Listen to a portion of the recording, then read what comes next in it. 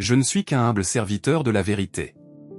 Ces mots, prononcés avec ferveur, capturent l'essence d'Hypatie d'Alexandrie.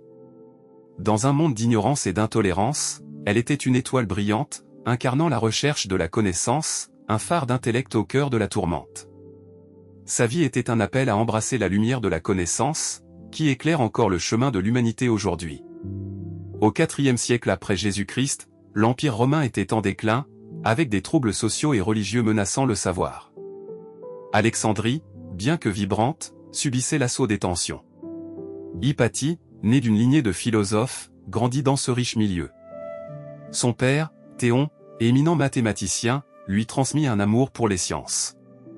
Elle se distingua dans une société qui méprisait le savoir des femmes, devenant une enseignante respectée, attirant des étudiants de tous horizons. Cependant, les tensions religieuses augmentaient. Le paganisme cédait la place au christianisme, menaçant la bibliothèque d'Alexandrie et les idéaux philosophiques. En tant que femme et philosophe païenne, Hypatie était un symbole de résistance face à l'obscurantisme. Dans ce climat hostile, elle poursuivait son enseignement, incitant ses élèves à questionner et rechercher la vérité. Sa position était un défi constant. En 391, sous l'influence de Cyril d'Alexandrie, les violences envers les institutions païennes augmentaient. Hypatie, conseillère d'Oreste, le préfet romain, prônait la tolérance dans une ville déchirée. Leur vision d'une Alexandrie où les idées circuleraient librement était précaire. Les tensions culminèrent lorsque des partisans de Cyril ciblèrent Hypatie. Elle devint une figure de résistance, mais aussi une cible. En mars 415, des disciples fanatiques l'attaquèrent. Son meurtre brutal fut un acte de violence qui frappa le cœur de la civilisation. Peu après sa mort, Alexandrie sombra dans l'ignorance, mais son héritage inspire toujours des générations de penseurs. La vie d'Hypatie symbolise un affrontement entre la raison et la foi. Ces mots résonnent encore comme un appel à la recherche de la vérité et à la tolérance intellectuelle. Son parcours nous rappelle que la lutte pour la connaissance est difficile et que chaque avancée rencontre des oppositions. Aujourd'hui, ses enseignements résonnent dans les débats sur la science, le rôle des femmes et le besoin d'un esprit critique. Tout au long de sa vie, Hypatie naviguait dans un monde en mutation rapide, où la sagesse des anciens était souvent mise en péril par la montée du fanatisme religieux. Alexandrie, au IVe siècle, n'était pas simplement un carrefour commercial, mais un creuset intellectuel, une mosaïque de culture et d'idées. Les rues pavées de cette grande ville baignée par la Méditerranée étaient animées par le bruit des marchands, le chant des poètes, et les discussions passionnées des philosophes. Dans ces ruelles sinueuses, où l'air était chargé d'un mélange d'épices et d'intellect, se trouvait le lycée d'Hypatie, un lieu où l'on pouvait entendre les voix des élèves débattre des idées de Platon et d'Aristote sous l'œil bienveillant de leurs professeurs. Hypatie se tenait au milieu de ses étudiants, sa robe blanche flottant autour d'elle comme un nuage de connaissances. Avec une passion ardente, elle expliquait les concepts mathématiques complexes qu'elle avait hérités de son père. Elle traduisait le savoir ancien en quelque chose de vivant, de passionnant. Ses doigts délicats traçaient des formes dans l'air, donnant vie à des équations abstraites.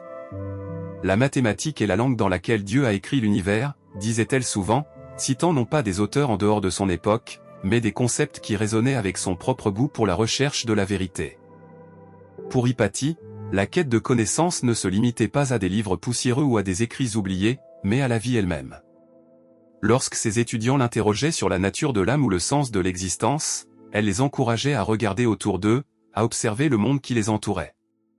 Elle leur faisait remarquer que les étoiles dans le ciel, les vagues de la mer, et même le simple fait de respirer révélaient des vérités fondamentales sur l'univers.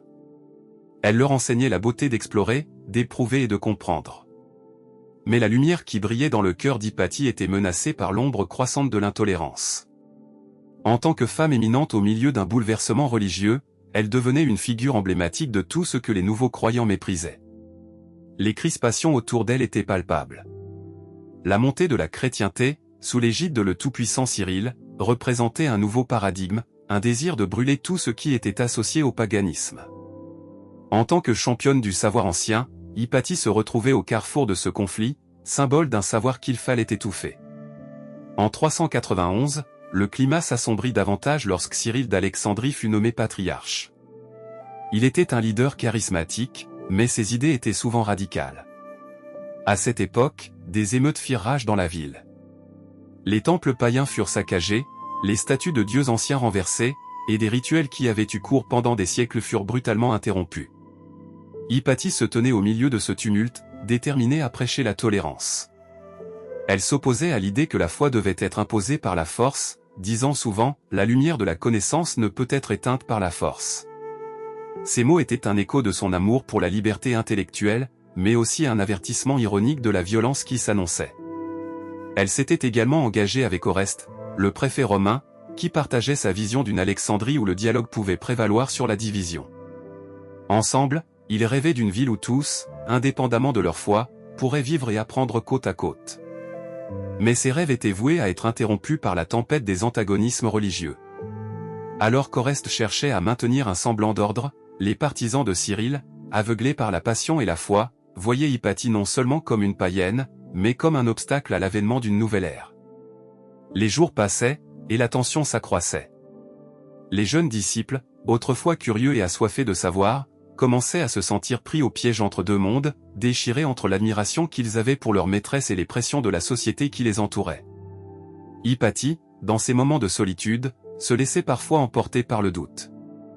Elle se demandait si son désir d'illuminisme valait les risques encourus. Elle se remémorait les enseignements de son père, qui lui avait toujours dit « La vérité est une forteresse, mais elle peut être assiégée ». Ces réflexions l'amenaient à comprendre que pour chaque avancée dans la quête du savoir, il y avait une résistance qui pourrait faire sombrer son monde. La situation atteint son paroxysme en mars 415. En un instant, les admirateurs de Cyril, de jeunes hommes fervents et enflammés, décidèrent que Hypatie devait être éliminée. Ils l'attaquèrent un après-midi, alors qu'elle se dirigeait vers son école. Les cris des étudiants résonnèrent dans les rues pavées, mais il était trop tard. Hypatie fut tirée de sa voiture, emmenée dans une église où la violence atteignit son paroxysme. Ce qui est arrivé ensuite reste gravé dans l'histoire comme un acte de barbarie non seulement envers une femme mais envers l'idéal même de la connaissance. Elle fut brutalement assassinée, martyrisée pour son refus de plier devant l'obscurantisme croissant. Les voix de ceux qui auraient pu continuer son héritage furent étouffées. C'était une nuit tragiquement emblématique, où la lumière de la sagesse fut éteinte, laissant Alexandrie dans l'ignorance.